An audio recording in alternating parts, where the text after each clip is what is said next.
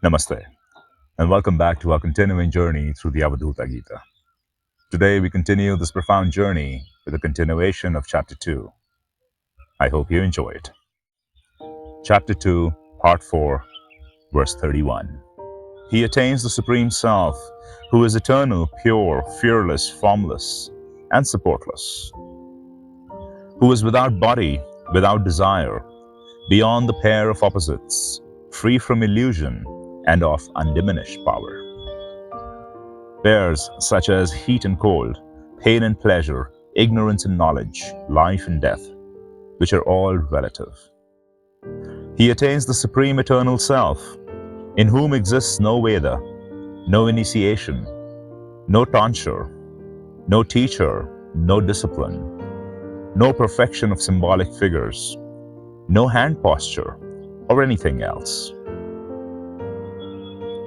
Symbolic, meaning in ritualistic worship, geometrical figures drawn on metal, stone, etc., are sometimes used as symbols of divinity.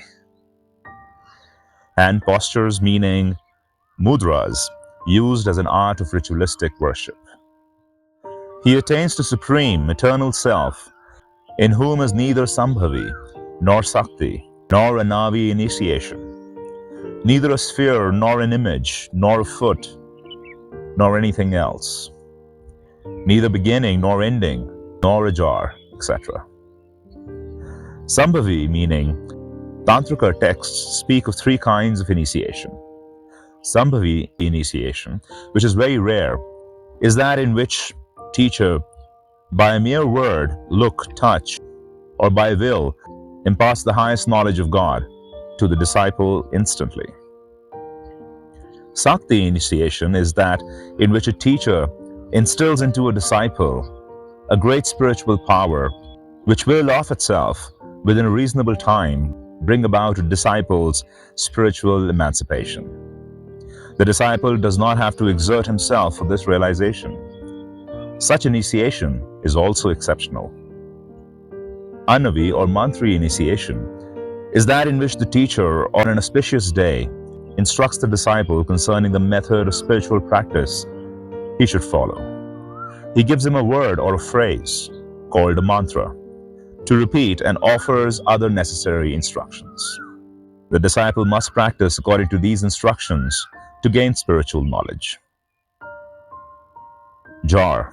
Sometimes a jar filled with water is used as a symbol of the all-pervading divinity.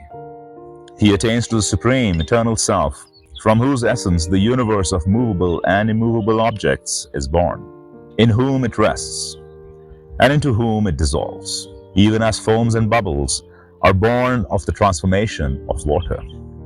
He attains to the Supreme Eternal Self, in whom is no closing of nostril, nor gazing, nor posture, in whom is neither knowledge, nor ignorance, nor any nerve current. Closing of nostril, meaning in the practice of pranayama or breath control, each nostril in turn is closed with a finger in order to breathe only with the other nostril. Gazing, fixing the eyes on a certain point to induce concentration.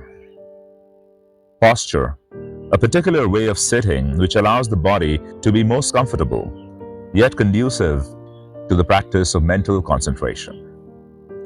Nerve current, the reference is to the three nerves mentioned in yoga texts, Ida, Pingala, and Susumna, along with thought currents that are made to flow in order to realize higher states of consciousness. He attains to the Supreme Eternal Self, who is devoid of manifoldness, oneness, many and oneness, and otherness, who is devoid of minuteness, length, largeness, and nothingness, who is devoid of knowledge, knowableness, and sameness. He attains the Supreme Eternal Self, whether he has perfect self-control or not, whether he has withdrawn his senses well or not, whether he has gone beyond activity or is active.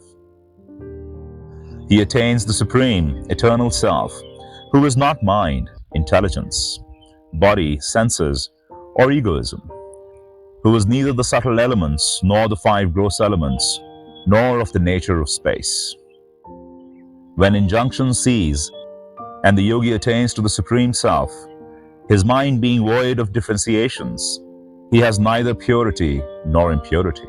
His contemplation is without distinguishing attributes, and even what is usually prohibited is permissible to him.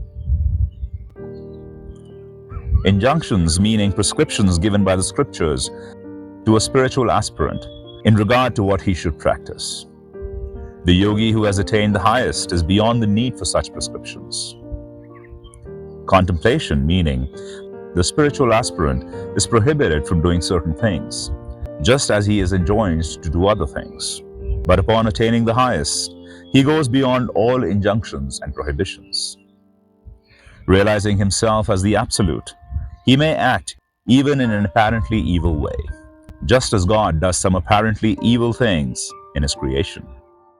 Where mind and speech can utter nothing, how can there be instruction by a teacher? To the teacher ever united with Brahman, who has said these words, the homogeneous truth shines out.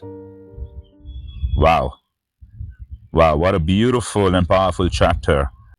We have come to an end of chapter 2 with these last 10 powerful verses by Dattatreya. I hope you're able to hear these verses again and to go into their underlying meanings. Leave me a comment and let me know how this chapter made you feel and what insights you've gained. Again, the more one hears Dattatreya's great words through the Avadhuta Gita, the clearer their consciousness becomes and the closer to truth they find themselves. I hope you're able to share this with someone who you feel will greatly benefit from joining this beautiful and profound journey through the Avadhuta Gita. I look forward to seeing you on our continuing journey through this most profound of books. Until next time, this is AkshÄnanda signing off from the Himalayas with much love and light. Namaste.